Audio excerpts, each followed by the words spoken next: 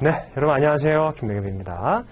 자, 우리는 이제 지난 시간에 이어서 제3장의 무역계약의 개념 및 성립을 보시도록 할 거예요. 그래서 우리가 지난 시간에 배웠던 내용들은 사실은 이런 무역들이 어떻게 흘러가고 있는지 대략적으로 쫙 한번 훑었죠. 그래서 사실은 디테일한 내용들이 들어가지는 않았어요. 그러다 보니까 해당 내용들이 실제 시험 문제로 그대로 출제되기에는 조금 어려운 감이 있었고, 그럼에도 불구하고 우리가 영문 텍스트를 쫙 본 게 있었죠. 그 문구들, 그런 부분이라든지 아니면 특정 거래 형태라든지 혹은 무역 계약에 우리가 마지막에 보셨던 성질들, 그런 것들 같은 경우에는 시험에 출제가 될 수 있는 가능성도 있고요. 그리고 나머지 부분 같은 경우에는 이 다음 내용들을 이해하기 위해서 선행돼야 되는 학습이다 정도만 알아두시면 될 것 같습니다. 자, 그러면 지난 시간에 이어서 5번의 무역계약의 준거법 부분을 한번 보시도록 하겠습니다. 자, 1번의 준거법의 개념이에요. 자, 무역계약의 준거법은 무역계약에 적용되거나 해석 기준이 되는 여러 가지 법규를 말한다.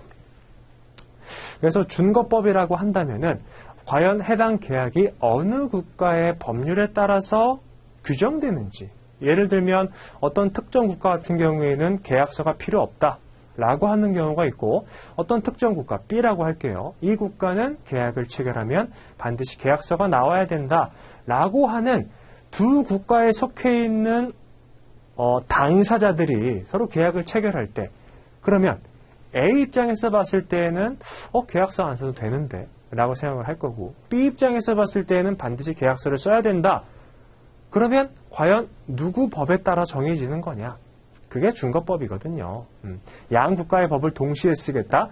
그거는 조금 어려운 얘기고, 특정 국가의 법을 선택해서 준거법으로 해놓거나 아니면 양 당사자가 서로 준거법으로 양보해주기 싫어요. 그러면 국제적으로 예를 들면 협정이라든지 협약이 있습니다. 그러면 객관적인 거, 즉 어떤 공신력이 있는 거, 그런 것들을 갖다 쓰면 된다라는 거죠. 자, 그래서 2번의 준거법규의 구성과 내용을 보면 1번의 국제조약입니다. 자, 유니드로이트가 제정한 법규가 나오고요. 기억에 국제물품 매매에 관한 통일법, 니은의 국제물품 매매의 계약 체결에 관한 통일법, 이런 통일법들이 쫙 언급이 되어 있죠. 근데 이거는 굳이 암기하실 필요는 없어요. 그냥 이런 것들이 있구나 정도만 한번 보고 넘기시면 됩니다. 두 번째, 운시트럴이 제정한 법규라고 나와 있죠. 그래서 유엔에서 제작한 거예요. 무역계약에서 효력 시효에 관한 협약이라든지 아니면 국제물품에 적용되는 법에 관한 헤이그 협약, 이렇게 여러 가지 협약들이 있습니다. 그럼 말씀드렸듯이 특정 국가의 법률을 준거법으로 하기보다는 이렇게 어떤 협회라든지 여기에서 우리가 여러 국가의 준거법들, 관련된 준거법들을 모아가지고 공평하게 뭔가 하나 만들었으니까 이걸 갖다 써라 라고 공표를 하는 거예요. 그러면 공신력이 있는 협회라든지 아니면 집단이 만들었을수록 전 국가에서 많이 사용하려고 하겠죠. 자, 그 다음에 2번에 국내 법규입니다. 여기는 영국, 미국, 한국이 다 들어가 있고, 특히 이제 물품 매매 계약에 관한 이 영국의 법률이 하나 있어요. Sale of Goods Act입니다. 이게 영국 물품 매매법이거든요. 영국에서 물품을 매매하기 위해서는 이 법에 적용을 받는다라는 거죠. 그래서 요것도 있고, 그 다음에 이제 물품 매매 계약의 체결에 관한 유엔 협정이 있습니다. 협정. 그게 CISG라고 하는 존재예요. 조금 이따 보시고. 그다음에 미국도 Uniform Commercial Code UCC라고 있어요. 미국에서 적용되는 매매에 관한 국내 법규고. 그 다음에 3번에 한국은요, 민법과 상법. 여기에서 이제 이 거래에 대해서 따로 나와 있지는 않고요. 민법 일부, 상법 일부 내용들을 보면은 한국에서 거래할 때는 이런 내용들을 준수해야 되는구나 라고 알 수 있다라는 거죠. 자, 3번에 국제상관습법. 국제적으로 통용되던 상거래 관행을 단일적으로 통일화한 국제상거래 관습법으로 국제상업회의소가 1936년에 제정하여 2020년 8차 개정한 인코텀즈와 33년에 ICC가 제정하여 2007년 6차 개정한 화환신용장에 관한 통일규칙, 이게 UCP라고 하는 거예요. 그래서 여기서 지금 등장한 개념 중에 제가 구두로만 말씀드렸던 CISG, 그 다음에 여기 지금 3번 란에 인코텀즈, 그리고 마지막에 UCP 600, 이렇게 세 개가 이 무역 관련해서 가장 중요하게 다뤄지는 세 가지의 협정 및 규칙이라고 보시면 될 것 같습니다. 그래서 우리 여기 그 이론서에도 해당 내용들이 많이 반영이 되어 있고요. 그 다음에 실제 시험에서도 그러한 내용들이 좀 많이 출제가 되는 편이에요. 자, 6번에 무역계약의 주계약과 종속계약은 지난 시간에 제가 잠깐 말씀을 드렸는데 이 매매계약이 하나가 이렇게 체결이 되게 되면은 이 매매계약이 체결됨으로 인해서 1번, 2번, 3번 예를 들면 운송에 대한 내용들, 대금 결제에 대한 내용들, 그 다음에 뭐 보험 가입에 대한 내용들, 이런 여러 가지 내용들이 이 계약을 통해서 확정이 돼요. 그러면 예를 들면 보험이라고 한번 해볼게요. 보험이 내용이 확정이 됐어요. 뭐 어느 정도 수준까지 보험에 가입을 해야 되는데 그거를 뭐 매도인이 가입을 한다, 이런 내용으로 계약이 확정이 돼 있다라고 한다면 이 계약을 근거로 해서 매도인은 해당 물품에 대해서 보험 계약을 체결해야겠죠. 그래서 요거를 우리가 주계약이라고 하고요. 요 주계약에 따라서 추가적으로 계약이 체결되는 것들을 종속계약이라고 얘기를 해요. 자, 그렇게 보시고, 그래서 주계약은요, 원만한 무역계약의 성립과 이행을 위해 매도인과 매수인 간에 체결된 무역계약을 말하며 물품의 수출입 거래의 가장 기본적이고 중심적인 계약이 된다. 다음에 2번 종속계약. 종속계약들은 그 자체가 주계약과는 별개로 독립된 계약관계를 당사자 간에 갖게 된다라는 겁니다. 자, 이게 무슨 얘기냐면요. 1번, 2번, 3번에 해당하는 종속계약들이 나왔어요. 근데 그게 왜 나온 거예요? 사실은 주계약에서 이 계약들을 체결하라고 하니까 계약을 체결을 한 거예요. 그래서 이름도 사실은 우리가 주계약, 종속계약이라고 부르고 있기는 한데 이렇게 새롭게 체결되는 계약들은요, 사실은 이 주계약하고는 별개인 거예요.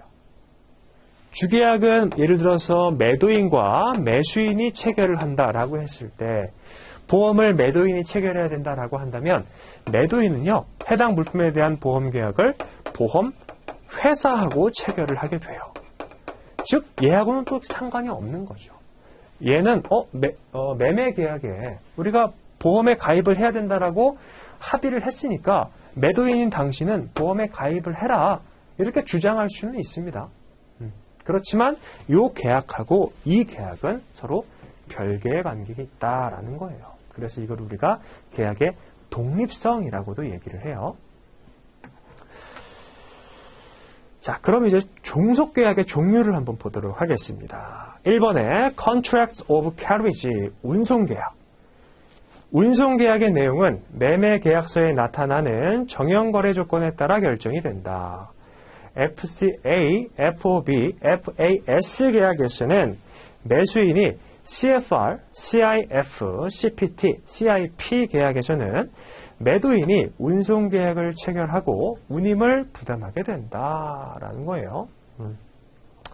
그래서 이런 F들, 그 다음에 C, 우리가 요것들을 인코텀즈 조건들이라고 얘기를 하는데 요거는 이제 인코텀즈가 뭔지는 뒤에서 배우실 거고, 그래서 어쨌든 운송계약을 체결을 한다. 근데 이 인코텀즈가 운송계약을 의미하는 것은 아닙니다.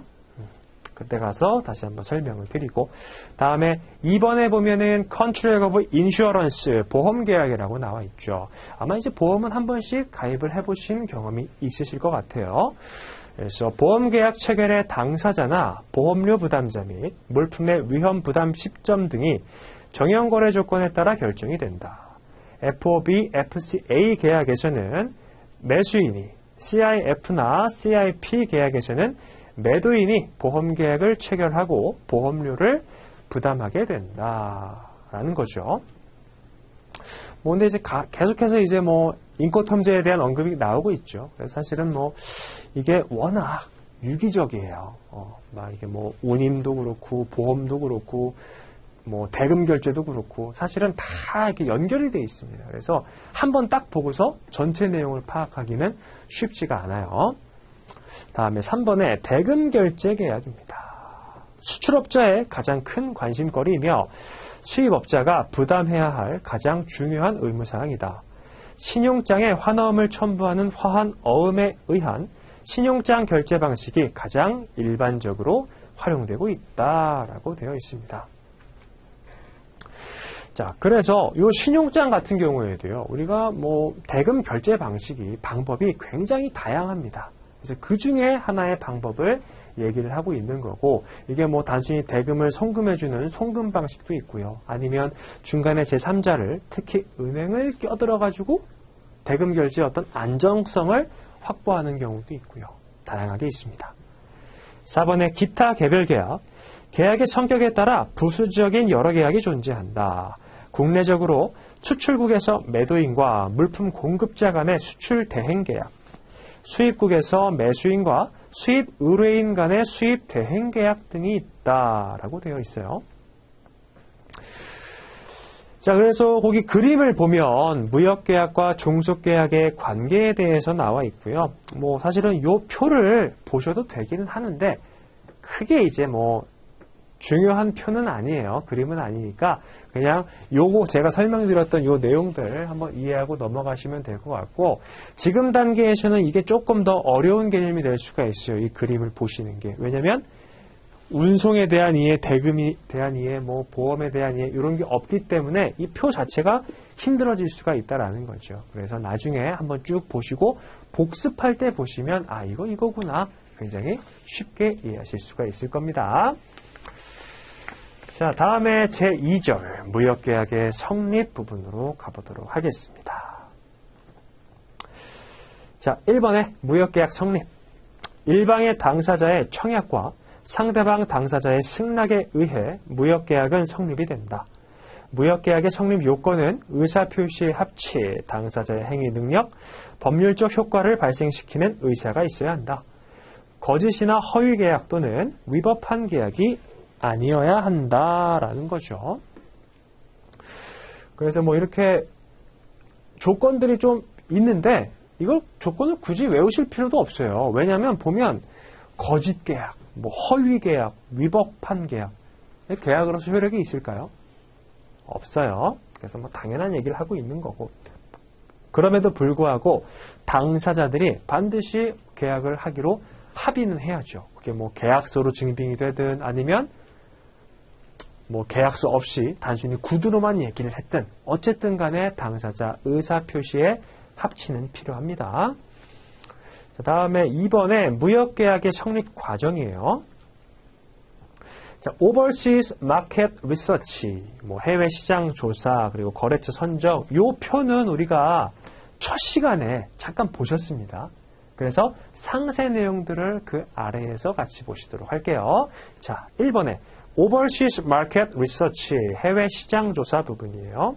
자, 특정 시장에서 특정 물품의 selling possibility, 예를 들면 판매 가능성, 그리고 purchasing possibility, 구매 가능성을 측정하고 매매에 필요한 정보를 수집하는 것이다 라고 되어 있어요. 그래서 우리가 어떤 물품을 이제 한번 거래를 해봐야지 라고 했을 때 그 거래를 하고자 하는 지역의 정확한 특성을 분석하지 않고 그냥 거래를 시작을 하게 되면 사실은 사업이 좀 잘 안 될 확률이 높겠죠. 그래서 해당 지역에 해당 물품을 판매를 했을 때 이게 뭐 잘 팔릴지, 아니면 해당 지역으로부터 물품을 구매해 왔을 때 우리나라에서 잘 판매가 될지, 이런 것들을 고려를 해봐야 된다는 거예요. 특히 뭐 예를 들면 한국 사람들이 선호하는 국가에서 만들어진 물품들, 이런 것들이 있습니다. 뭐 메이드 인 어디면은 그 물품들을 좀 이렇게 잘 구매를 한다라든지, 뭐 이런 분석이 필요하겠죠. 자, 2번에 해외 시장 조사의 내용과 대상. 1번에 목적 시장의 전반적인 상황, 예를 들면 뭐 정치, 경제, 문화, 사회, 풍토, 기후, 언어, 이런 것들을 조사한다라는 거예요. 그래서 단순히 그냥 이제 뭐 이게 잘 판매가 될까, 물품에 대한 조사만 하는 게 아니고 해당 지역의 어떤 특색이라든지 뭐 기후라든지 그냥 전체적으로 다 분석을 하는 겁니다. 2번에 취급 상품에 대한 세부적인 내용, 이런 것들도 조사를 해야 되고요. 다음에 3번에 해외 시장 조사의 방법은 뭐가 있느냐. 자, 여러 가지 방법이 있어요. 1번에 국가별 수출입 통계의 이용. 우리 한국도 그렇죠. 보면 매 연초에 어떤 특정 물품들은 작년에 판매가 많이 됐고, 어떤 특정 물품들 같은 경우에는 작년에 타국가로부터 수입이 많이 됐고, 뭐 이러한 통계 수치를 쫙 보여주게 됩니다. 그래서 뭐 대외 무역이 흑자가 났다, 아니면 적자가 났다, 이렇게 표현을 하게 되죠. 그러면 이제 그런 자료들을 활용을 해서 내가 어떤 물품들을 거래해야겠구나 라고 판단할 수도 있고요. 두 번째, 광고 회사를 통한 조사. 3번에 국내외 경제단체 및 유관기관의 활용. 그리고 4번에 자체 현지 시장 조사. 뭐 4번 같은 경우에는 정말 옛날 스타일 같은 경우에 어땠냐면 그냥 그 국가로 갑니다. 그 국가로 가가지고 이제 진짜 발로 뛰면서 조사를 하는 거죠. 근데 뭐 요즘 같은 경우에는 잘 그러는 편은 아닌 것 같고, 자체 현지 조사를 한다라고 했을 때에도요, 해당 현지에 우리 뭐 회사에 법인이, 지사법인이 있어요. 그럼 그 법인을 통해서 알아봐 달라라고 하는 경우도 있고, 이렇게 네트워크를 이용한 조사가 활발히 이루어지고 있죠. 다음에 5번에 사이트를 통한 정보조사라고 되어 있습니다. 그래서 뭐 이렇게 사이트, 요즘에 뭐 인터넷이 워낙 발달을 했기 때문에 사이트를 통해서 해당 업체의 어떤 정보라든지 혹은 해당 국가의 정보들, 이런 것들을 다 수집을 할 수가 있어요. 다만 좀 주의하실 사항은 뭐죠? 워낙 정보가 많다 보니까 잘못된 정보, 이런 것들도 이제 운이 안 좋으면은 걸리게 되는 거예요. 그래서 이제 완전히 반대로 이해하게 되는 경우도 있으니까 그런 부분들은 주의할 점이 되겠죠. 자, 다음에 2번에 prospective buyer, 거래처의 선정입니다. 자, 철저한 해외 시장 조사 결과 자사 상품의 시장성이 있는 유망한 목적 시장을 선정하면 다음 절차로 그 시장에서 구매 가능성이 있는 잠재 고객이나 유능한 거래처를 선정하여야 한다.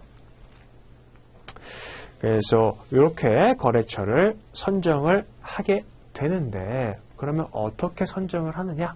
1번에 트레이드 디렉토리, 무역업자 명부나 간행물, 그리고 전문 기관을 통한 선정, 이런 것들이 있어요. 자, 예를 들어서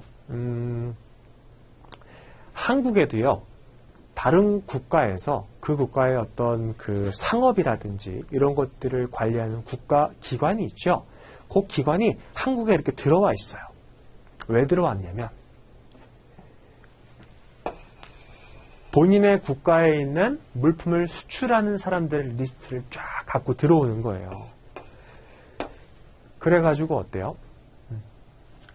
본인들이 직접 이제 연락을 하게 되는 거죠. 자, 우리가 예를 들어서 뭐 중국이라고 해볼게요. 자, 중국에 우리가 상공회의소인데, 우리 중국에서 이런 물품들을 거래하는 사람들의 명부가 있으니까 혹시 관심이 있으면은 우리한테 연락을 하면은 우리가 연결시켜 줄게 라고 얘기를 하는 거예요. 그러면 사실은 처음 무역 거래를 시작하는 사람 입장에서 봤을 때에는 어느 정도는 좀 활용을 해볼 만도 해요. 자, 그 다음에 두 번째, 국내의 공공 및 유관기관 등을 통한 선저, 상공회의소라든지, 한국도 있습니다. 대한상공회의소, WCA 체인 또는 수출입 관련 기관에 거래 알선 의뢰, 서큘러 레터를 발송하는 방법, 이런 것들이 있다라는 거죠. 다음에 3번에 직접 출장 및 각종 이벤트 등을 이용한다. 4번에 해외 광고나 기존 거래처 소개를 통한 선정, 그리고 5번에 인터넷과 전자수단을 통한 선정, 이렇게 쫙 나와 있어요. 그래서 어떤 걸 사용해도 괜찮기는 하지만 적어도 거래처 선정에 있어서는요, 사실 상대방이 굉장히 신뢰할 만한 사람이어야 해요. 그래서 그냥 인터넷으로 검색을 해서 연락을 하기보다는 이렇게 공인된 기관을 통해서 정보를 공식적으로 받는 게 추천됩니다. 왜냐하면 이제 물품 거래를 하다 보면은 가장 두려운 게, 수출자 입장에서 두려운 게 물품을 보내줬는데 돈을 못 받는 경우예요. 수입자 입장에서는 어떨까요? 돈을 먼저 보내줬는데 물품이 안 오는 경우가 되겠죠. 그런 경우들을 좀 방지하기 위해서 이렇게 공공기관으로부터 정보를 받는 것을 추천을 하고 있습니다. 그 다음에 3번에 비즈니스 프로포즈, 거래 제의와 거래 승낙. 1번의 거래 제의, 해외 유력한 매수인의 목록이 앞의 경로를 통해 발굴이 되면 이제 한 군데만 딱 집어가지고 하지 않겠죠. 후보군을 여러 명을 이렇게 두잖아요. 우선 상대국에 대한 일반적인 상식과 경제 현황 등을 참조한 후 다음 요령에 의해서 거래 제의 서한을 보낸다. 자, 어떻게 작성을 해야 되느냐? 작성에 일반적으로 들어가는 내용이 구성이 되어 있습니다. 1번, 상대방을 알게 된 동기와 거래 제의 업종, 취급 상품, 그리고 거래 국가. 다음에 2번, 거래 제의 상사의 자국 내에서의 지위, 경험, 생산 규모. 3번에 거래 조건을 명시하여 당의 시장은 상대 회사를 통해 개척하고자 하는 점을 간접적으로 시사한다. 자, 느낌이 어떠시죠? 제가 첫 시간에 말씀드렸던 것처럼 그 영문 문장을 쫙 읽어드리면서 우리 무역 서신에서 이런 스타일의 문장이 나오면 그 다음 내용은 보통 이런 식으로 구성이 된다라고 했던 내용들 기억하시죠? 그래서 사실은 그 틀에서 크게 벗어나지 않습니다. 대부분이 다 그 틀을 유지하고 있으니까. 그리고 시험에서도 반드시 출제가 돼요. 제가 이렇게 단언할 수 있는 이유는 뭐냐면 우리 영어 관련된 문제가 50문제가 나옵니다. 영문 해석하고 영장문 문제가 각각 25문제씩 해서 50문제가 출제가 되는데 이 중에서 무역 서신과 관련된 문제가 반 이상이에요. 그래서 그 중에 하나는 무조건 나오기 때문에 말씀을 드렸고, 그리고 특히 똑같은 주제, 유사한 주제에 있는 그 문장들도 계속 좀 반복해서 나오는 편입니다. 자, 3번에 거래 제의서의 작성 시 유의점. 1번에 간단 명료한 문장으로 매 문장마다 30자 이내로 5에서 6문단 이내로 쓴다. 이거는 사실은 권고하는 느낌이니까 그렇게만 참고만 하세요. 2번에 해당 시장은 처음이므로 상대 회사를 통하여 개척하고자 한다는 점을 강조한다. 이렇게 얘기를 하면은 서신을 받은 사람이 우리 회사를 1등으로 선택해줬네 라고 생각해서 받는 순간, 그리고 읽는 순간 기분이 좀 좋아지겠죠. 3번에 한국에서 제일 큰 회사다, 이런 과장된 회사 속에는 삼가하는 것이 좋다. 왜냐하면 우리가 제일 잘 나가는 회사다, 제일 큰 회사다, 그렇게 아무리 얘기를 하더라도요, 직접적인 수치가 증빙이 되지 않으면 아무 쓸모없는 내용이에요. 4번에 회사 규모는 생산량이나 연간 매출액 등으로 표현한다. 그래서 수치가 제시가 되어야 된다는 겁니다. 물론 그렇다고 해서 이렇게 무역 서신을 보내면서 우리 회사는 한국에서 3등 하는 회사다, 그리고 매출액 자료를 같이 보내주고 이런 거는 좀 아니고요. 그렇죠? 어느 정도 이제 무역 서신에 간단하게 언급을 하라는 거죠. 5번에 품질의 우수성과 경쟁적인 가격을 제시할 수 있는 회사라고 언급한다. 6번에 처음부터 오퍼나 견본을 보내지 않으며 상대방이 관심을 표명할 때 즉시 송부한다. 처음에 이제 거래 서신이 도착을 딱 했는데 내용이 자 우리가 단가 얼마에 줄 테니까 거래하자. 이렇게 딱 내용이 왔어요. 그러면 그 서신을 받은 사람 입장에서는요. 뭔가 조금 불안할지도 몰라요. 이 사람 나를 어떻게 알고서 나랑 거래 제의를 바로 이렇게 하지? 혹시 좀 하자 있는 물품인가? 혹은 나한테 사기를 치려고 접근을 한 사람인가? 이런 생각을 하게 됩니다.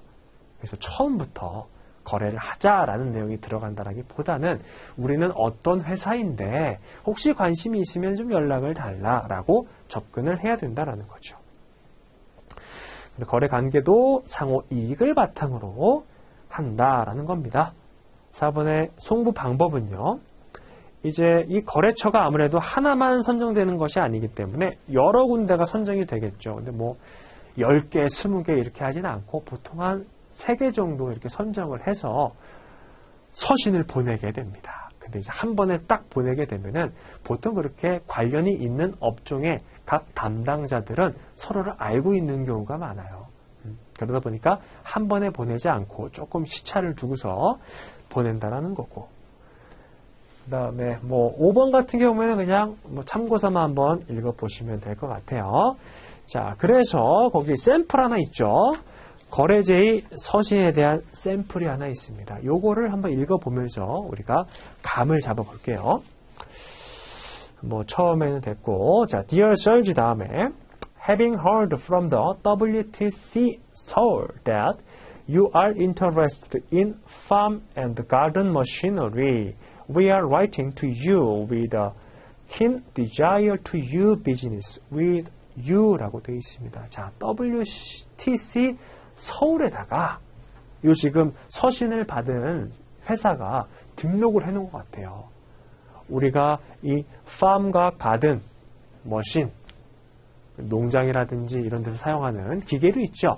이런 중에 관심이 있으니까 혹시 거래하고자 하는 사람이 나타나면 우리 이름을 좀 알려줘라 라고 얘기했을 거예요. 그래서 이 서신을 작성한 회사는 그 정보를 얻어가지고 서신을 보내는 겁니다. 그래서 중요한 게 처음에 나와 있는 게 본인이 어디서부터 이 정보를 얻었다라고 알려주고 있어요. 스팸 메일로 분류되지 않기 위해서죠.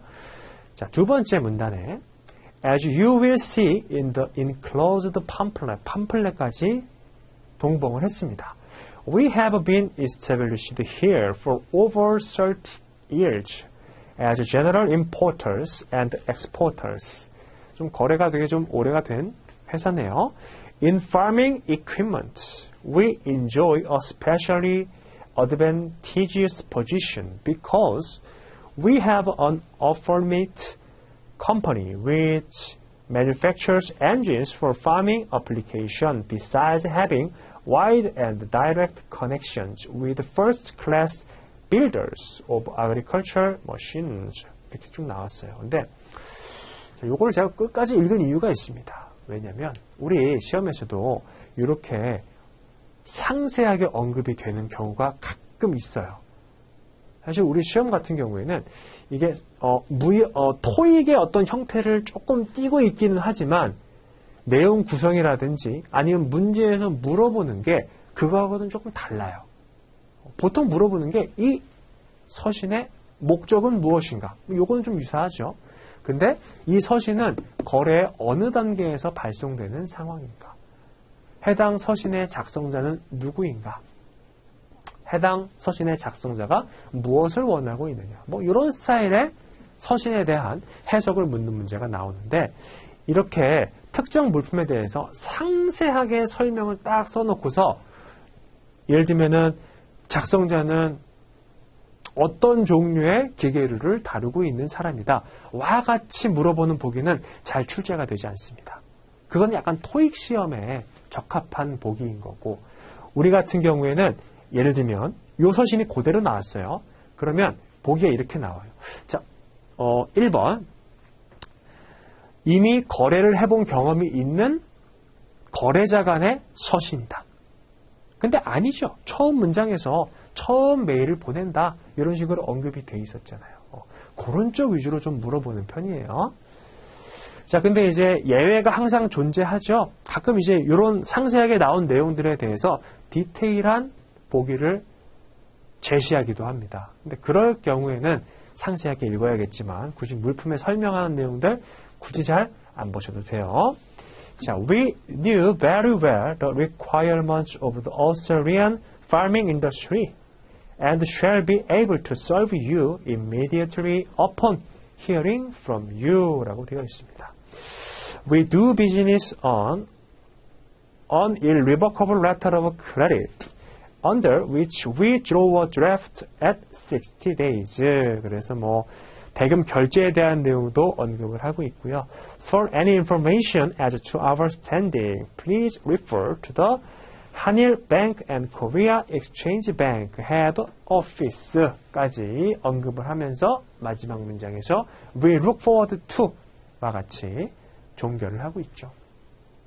그래서 분량이 이 정도로 나오기는 좀 쉽지는 않아요. 물론 우리가 이제 해가 가면 갈수록 이 페이지가 이렇게 있잖아요. 물론 이제 우리는 지금은 다 CBT 컴퓨터 베이스드 테스트니까 문장이 되게 길게 나온 것처럼 보일 때가 있거든요. 이 서신 문제가. 사실은 해석을 해보다 보면은 그렇게 길지도 않아요. 한 4문장에서 5문장? 보통 이런 식으로 구성이 되어 있고, 정말 긴 것들은 예를 들면은 10문장까지 있을 수 있어요. 그 이상 되는 것들도 있고요. 근데 보통 이런 애들은 문제가 하나만 엮여 있는 게 아니라 2개나 이렇게 3개씩 엮여 있는 경우가 대다수입니다. 그래서 이런 것들을 좀 참고하시고, 자, 그 다음에 이제 4번의 Credit Inquiry 신용조회 부분을 보시도록 하겠습니다. 1번의 신용조회의 의의와 중요성. Credit Inquiry는 신용을 공급받는 자의 지급 능력으로서의 지급에 대한 선의 및 일반 경제 상태의 보장 등을 사전에 조사하여 장래의 지급 확실성을 계량하는 것을 말한다. 거래 제의에 대해 관심을 표명하는 업체는 거래 관계가 성립되기 전에 해당 업체의 신용조회를 해두어야 한다. 말씀드렸듯이 수출자가 가지고 있는 불안함, 그리고 수입자가 가지고 있는 불안함을 어느 정도 해소하기 위해서는 상대방이 얼마나 믿을 만한 업체인가, 요거를 사전에 확인해 보는 게 좋겠죠. 물론 그렇게 한다 하더라도 100% 해소되지는 않아요. 자, 이번에 신용조회 내용입니다. 자, 그러면 이제 A하고 B가 거래를 하려고 했는데 A가 B한테 요청한 거예요. 내가 당신의 신용을 좀 조회해 봐야겠다. 이거는 대놓고 요청을 하는 겁니다. 몰래 하는 게 아니에요.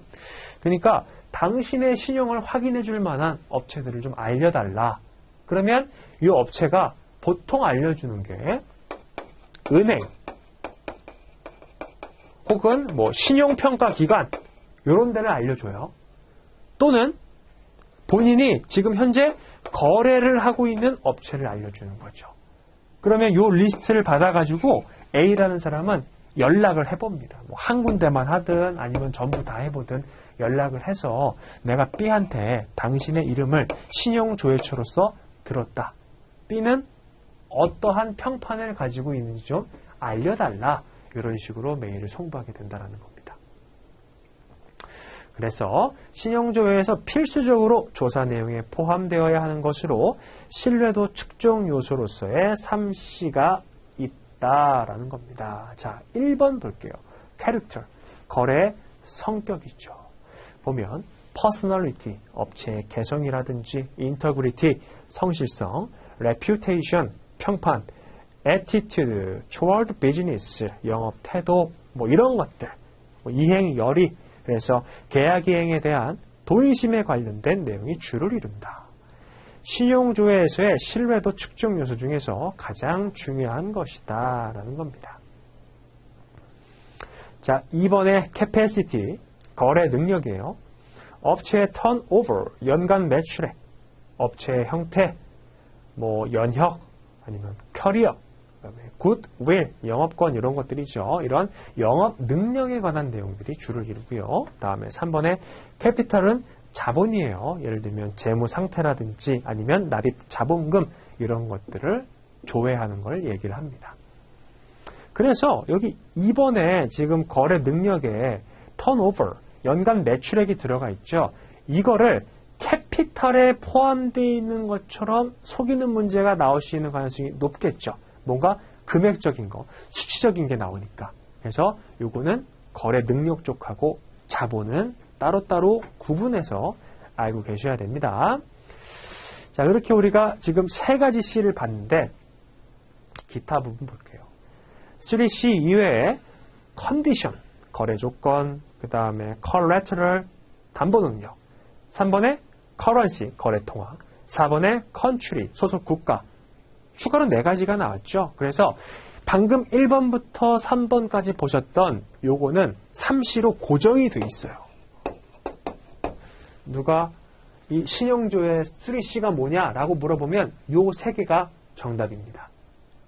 근데 4번의 기타에 나와 있는 요 4가지 있죠. 그거를 3C의 4가지 중에 2개를 포함해서 5CS라고 하고요. 4가지를 모두 포함해서 7CS라고 얘기를 해요. 어떤 거를 선택해갖고 5C가 되고 이런 것들이 이제 교재마다, 이론서마다 다 다르게 들어가 있어요. 그래서 이게 뭔지는 아는 게 크게 의미가 없고 어쨌든 3C에서 이 4개 중에 2개를 합해가지고 5C, 4개를 다 합치면 7C다. 이렇게 보시면 되겠습니다. 요거 조금 익숙하지 않으세요? 우리 무역서신 작성의 원칙 할 때도 5CS를 배우셨어요. 그래서 이 비슷비슷한 용어들이 자주 나오니까 구분해서 학습을 잘 해주시고요. 자, 3번에 신용조회 방법입니다. 뭐 현지 업자를 통한 동업자 조회, 아니면 은행 조회, 혹은 세계적으로 유명한 전문적 상업 흥신소를 통한 조회, 그리고 한국 같은 경우에는요, 코리아 트레이드 프로모션 코퍼레이션, 대한무역투자진흥공사라든지 아니면 한국수출보험공사 이런 곳들을 통해서 조회를 한다라고 보시면 되겠습니다. 5번에 Trade Inquiry and Replies, 상품 조회와 회신. 우리 무역 서신에 가장 많이 등장하는 유형이 조금 전에 보셨던 4번의 신용 조회하고 5번의 상품 조회와 회신이에요. 그래서 이거 무역 서신인가 하고 쭉 읽어보면은 거의 뭐 90%까지는 아니고 한 60% 정도는 이 2가지 케이스에 걸리는 그런 느낌이긴 합니다. 물론 조금 더 떨어지기는 해요. 근데 조금 과장해서 말씀드렸고 그만큼 중요하다라는 거죠. 자, 1번에 상품 조회의 의의와 방법. 4번에서는 그 업체의 신용 상태에 대해서 조사를 했어요. 근데 5번은 뭐예요? 물품, 거래하는 그 상품에 대해서 조회하는 겁니다. 상품 조회는 수입업자 측에서 수입하려는 상품에 대한 구체적인 매매 조건에 관한 문의를 의미하며 수출업자 측에서 판매 권유 또는 판매 조건을 제시하는 서한은 Sales Letter, 판매 권유 서한 또는 Circular Letter, 거래 권유서라고 합니다. 일반적으로 상품 조회는 Letter of Inquiry, 조회서나 전신으로 행하는 것이 일반적이다라는 거죠. 2번의 상품 조회의 주요 내용, 예를 들면 그 물품 자체에 대해서 궁금해하는 경우도 있겠고 아니면 이 물품을 어떻게 포장해서 우리한테 보내줄 거냐 뭐 이런 내용들도 있겠죠. 그래서 1번에 거래 상품에 대한 price and quantity, 가격, 수량 이런 것들이 사실 제일 궁금하긴 할 겁니다. 그 다음에 패킹, 포장 방법, time of shipment, 물품을 언제 배에다가 선적해 줄 건지, payment terms, 대금 결제 방법, insurance, 보험 조건 뭐 이런 것들을 물어보기도 하고요. 2번에 가격표나 아니면 카탈로그 그리고 견본의 발송을 요구한다. 아무래도 물품을 실제로 한번 봐야지 거래할 수 있겠다 싶은 경우에는 이렇게 견본을 달라고 하는 경우가 있겠죠. 근데 견본을 제공하기 여의치 않은 경우다라고 했을 때에는 그 물품에 대한 상세 설명이 들어가 있는 카탈로그 이런 것들도 받을 수가 있을 것 같아요. 다음에 3번에 예비적으로 매매 계약 조건을 알아보려는 경우도 있고요. 4번에 구체적인 오퍼의 발행을 요청하는 것을 내용으로 하기도 합니다. 자, 그렇게 해서 이제 뭐 해외 뭐 여러 과정을 거쳐가지고 물품 선정하고 그 다음에 거래처 선정을 하고 뭐 여러 가지 작업을 했죠. 그래서 이제 정해졌어요. 아, 저 사람이랑 거래를 해야겠구나. 그럼 어떻게 하는 거예요, 이제? 거래를 하자라고 제안을 하는 거죠. 그게 6번의 오퍼 또는 오더, 주문입니다. 자, 1번의 오퍼, 청약이에요. 1번, 수출업자가 수입업자에게 특정 물품을 어떤 가격에 얼마만큼 어떠한 인도 조건과 결제 조건으로 판매하겠다는 의사표시를 제시하는 행위이다. 자, 물론 지금 여기에서 여기는 청약을 얘기를 하면서 수출자가 수입자한테 어느 조건으로 거래를 하자라고 보내는 거, 요 제시를 청약이라고 하기는 했어요. 근데 엄밀히 얘기하면요, 이 청약 같은 경우에는 일반적으로 수출자가 많이 수입자에게 보내기는 합니다. 근데 수입자도 수출자한테 청약을 보낼 수는 있어요. 왜냐하면 이 청약 자체의 정의가 거래를 체결하고자 하는 제안이에요. 그러면 수출자가 수입자한테 보내는 거, 내가 물건 팔 테니까 사라 라고 제의를 보내는 경우하고, 수입자가 수출자한테 내가 물건을 살 테니까 나한테 좀 팔아라 라고 보내는 거, 둘 다 청약이라고 볼 수 있다라는 거죠. 근데 여기는 지금 오퍼하고 오더를 나눠놨어요. 그래서 수출자가 보낸다라고 해놓은 거예요. 참고하시고. 2번에 오퍼가 피청약자에 의해서 승낙이 되면 이 청약을 받은 사람을 피청약자라고 합니다. 그러면 청약을 보낸 사람은 뭐라고 할까요? 청약자라고 얘기하겠죠. 사법상의 법률관계가 형성되어 매매계약이 성립이 되고 효력은 이때부터 진행되며 법률상 written contract, 서면계약서의 효력을 갖게 된다. 이제 그게 공식적으로 남아있는 거예요. 그래서 나중에 딴소리를 못하죠. 적혀 있으니까. 자, 다음에 2번의 오더, 주문입니다. 자, 그럼 주문을 한번 생각을 해볼까요? 수출자가 수입자한테 주문을 넣는다? 이런 표현 쓸 수 있을까요? 없을까요? 안 되죠. 물건을 가지고 있는 사람한테 하는 게 주문이잖아요. 그래서 1번에 매수인이 구매하려는 물품의 내역과 거래 조건을 명기하여 구매 의사를 밝히는 것이므로 buying offer와 동일한 성격을 가진다. 그래서 뭐 여기도 언급이 되어 있지만 오퍼의 종류에는 selling offer, 수출자가 혹은 매도인이 하는 셀링 오퍼하고 매수인, 즉 수입자가 하는 바잉 오퍼, 이렇게 두 가지 개념이 있어요. 그래서 이 바잉 오퍼가 오더입니다. 주문. 이번에 주문에는 오퍼의 경우처럼 무역계약의 기본 조건, 즉 품질, 수량, 가격, 선적, 결제, 보험, 포장 등의 거래 조건이 기재되어야 한다. 3번의 주문서의 형식, letter order, 서신 주문. 주문서는 보통 일반 서신문 형식을 취한다. 그 다음에 두 번째, cable order, 전신 주문이죠. 일정한 양식을 구비하여 그 안에 필요한 주문사항을 기입한 후 이를 본문과 함께 송부하는 방식이고요. 그래서 케이블 같은 경우에는 쉽게 이해하기 위해서 우리가 뭐 컴퓨터로 보낸다, 온라인 방식으로 보낸다, 이렇게 생각하시면 될 것 같아요. 그래서 오더 폼을 활용하는 것이 일반적이고요. 그 다음에 7번에 카운터 오퍼에 대한 개념이 나왔어요. 이 카운터 오퍼는 뭐냐면 셀링 오퍼라는 가정하에, 자, 매도인이 매수인한테 이렇게 거래를 하자라고 청약을 보냈습니다. 그럼 이 청약서 같은 경우에는 일반적으로 가격도 들어가 있고 수량도 들어가 있고 뭐 여러 가지 조건이 쭉 명시가 되어 있어요. 근데 보통 만약에 여러분들께서 매도인이다라고 했을 때는요, 물건을 좀 비싸게 팔고 싶겠죠. 저도 그렇고. 그래서 보통 본인이 팔고자 하는 가격보다 조금 더 높여 부르는 편입니다. 그래서 12달러에다 가격을 적고 뭐 수량 이런 거 쭉 적었어요. 그 보내면 매수인 입장에서 봤을 때는 아무래도 처음 이렇게 제안이 온 가격 같은 경우에는 잘 억셉트를 안 해요. 보고서 너무 비싸다. 깎아달라라고 보내는 거예요. 그러면서 한 9달러 정도면 좋겠다라고 보내는 거죠. 자, 그러면 맨 처음에 매도인이 보내던 이 청약 자체가 어떻게 된 거예요? 매수인이 그 내용 중에 하나만 이렇게 바꿨다 하더라도요, 얘는 이제 없어지는 겁니다. 소멸이 돼버리는 거예요.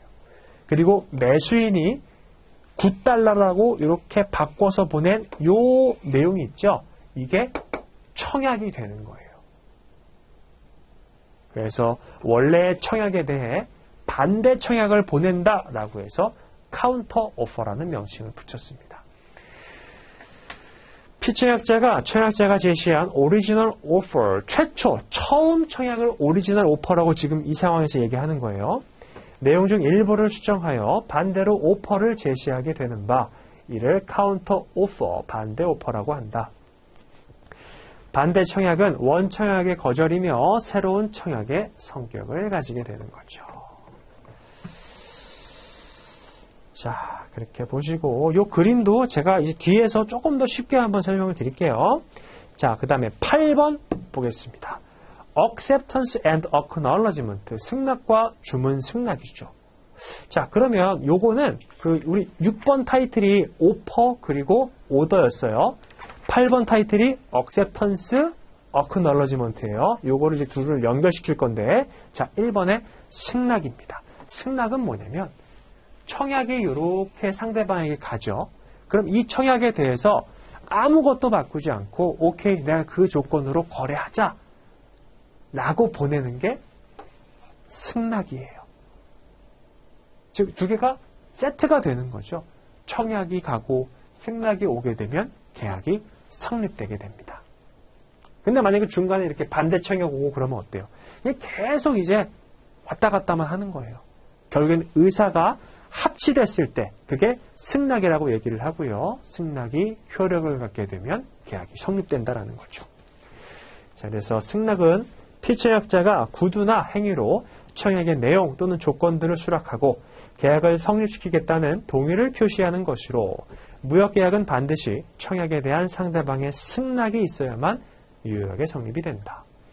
승낙의 내용은 최종적이며 무조건적이고 적극적인 행위로 의사표시를 행하여야 하며, 청약에 조건을 붙이고 그 밖의 변경을 부과하여 승낙하면 그것은 유효한 승낙이 아니며 청약의 거절과 동시에 새로운 청약을 한 7번에서 보셨던 반대 청약으로 간주가 됩니다. 그 다음에 2번에 Acknowledgement of Order, 주문 승낙이죠. 자, 그러면 우리 아까 6번에서 봤던 이 오퍼는 뭐하고 연결이 돼요? Acceptance. 그리고 6번에서 봤던 오더는 Acknowledgement하고 연결이 된다는 거죠.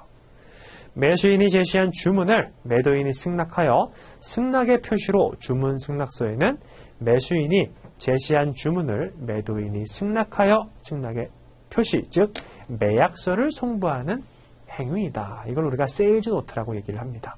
즉 오더를 매도인이 승낙하여 승낙의 표시, 즉 세일즈 노트를 발송하는데 이를 Acknowledgement of Order, 주문 승낙서라고 한다라는 거죠.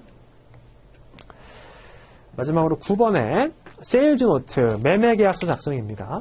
매도인과 매수인, 양 당사자는 주문과 주문 승낙의 과정을 통해 주문과 주문 승낙이 완료가 되면 매매계약서를 작성함으로써 계약을 성립시키게 됩니다. 자, 이렇게 해서 거기 뭐 서식이 조금 쭉 나와 있어요. 뭐 물품 매도 확약서 이런 거 나와 있죠. 오퍼시트라고 부르고요. 거기 보면은 뭐 HS 넘버 이렇게 나와 있고, 그 다음에 아티클이 물품이에요. 그래서 어떤 물품을 거래하겠다. 그 다음에 퀀터티가 수량이죠. 유닛 프라이스가 단가고, 어마운트가 이 수량 곱하기 단가를 한 총 금액을 얘기해요. 그리고 오리진, 원산지가 어디이다. 그리고 플레이스 오브 쉬먼트, 선적지가 어디이고, time of shipment, 선적을 언제 했고, destination, 목적지는 어디이고, payment, 대금 결제는 어떠한 방식으로 하고, validity, 유효일자는 언제이고, remarks 같은 경우는 뭔가 이제 추가하고자 할 때, 뭔가 이제 참조적으로 알아두면 좋을 것 같다라고 얘기할 때 사용하는 부분이죠. 그 다음에 accepted 뭐 쭉 나와 있고, 그래서 뭐 이런 내용들이 오퍼 시트를 구성을 하고요. 그 다음에 뭐 purchase order 같은 경우에는 주문서예요. 그래서 반대되는 내용인 거죠. 오퍼하고 그 다음에 오더 주문하고. 근데 이 내용 안에 들어가는 거 보면은 비슷하게 흘러갑니다. 또 보면은 payment 나오고 port of destination 나오고 final destination 나오고 그 다음에 그 중간 부분 밑에 보면은 물품의 이름이라든지 아니면 수량, 단가, amount 이런 것들 쭉 언급이 되죠. 그래서 요 그 양식 자체를 암기하실 필요가 없어요. 왜냐면 각 회사별로 사용하는 양식이 다 다릅니다. 그러니까 굳이 뭐 이런 것들을 암기하실 필요는 없고, 이러한 서류들에는 이러한 내용들이 구성이 되는구나. 왜냐하면 우리가 아직 무역 서류를 많이 경험해보지 않으신 분들도 계시니까 서류에 조금 익숙해지시다 보면은 이론적인 내용들로 조금 더 쉽게 학습을 하실 수가 있어서 말씀을 드리는 거예요. 그래서 뭐 주문 승낙서라든지 매약서 이런 것들 다 유사한 서류다라고 보시면 되겠습니다. 자, 이렇게 보시고 우리 잠깐 쉬었다가 제3절에 청약과 승낙 들어갈게요.